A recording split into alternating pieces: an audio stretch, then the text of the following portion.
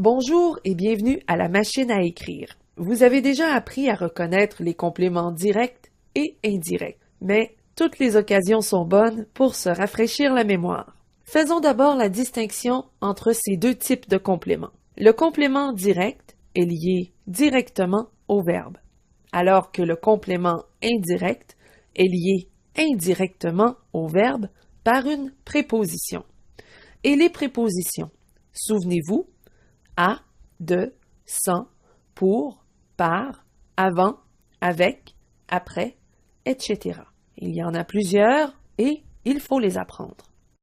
Pour identifier le complément direct dans une phrase, on doit poser une question après le verbe, soit la question qui ou la question quoi. La réponse à cette question nous indique quel est le complément direct. Par exemple, j'ai un chat. Ma question, j'ai quoi? La réponse, un chat. Un chat est donc le complément direct du verbe « et » qui est le verbe avoir au présent de l'indicatif. Un autre exemple. Mon frère connaît le premier ministre. La question, mon frère connaît qui? La réponse, le premier ministre.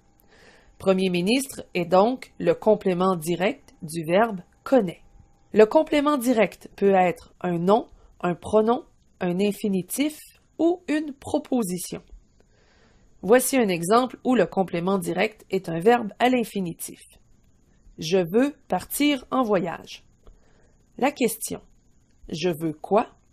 La réponse, partir, qui est un verbe à l'infinitif. Mais attention, si vous posez une autre question que qui ou quoi, vous ne trouverez pas le complément direct.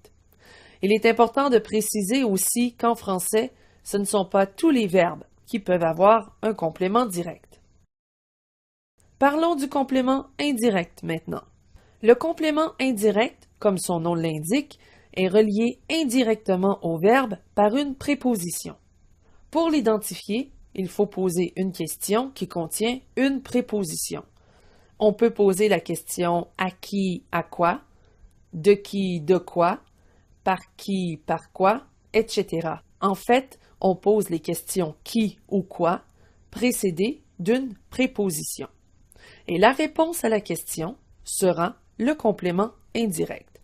Par exemple, dans la phrase « Tu joues de la guitare ». La question « Tu joues de quoi ?» La réponse « De la guitare ». De la guitare est donc le complément indirect du verbe « joue ». Un autre exemple. Céline a chanté pour sa mère. La question.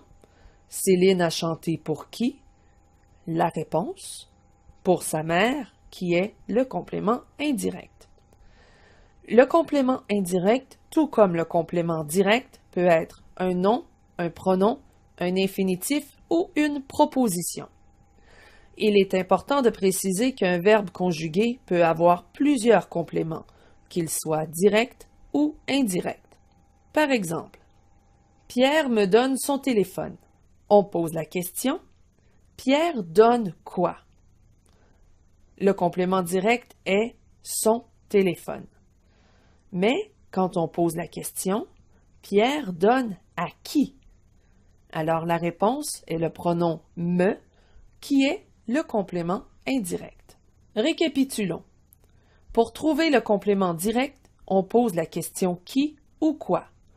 Pour trouver le complément indirect, on pose la question qui ou quoi précédée d'une préposition. Voilà ce qui conclut cette leçon.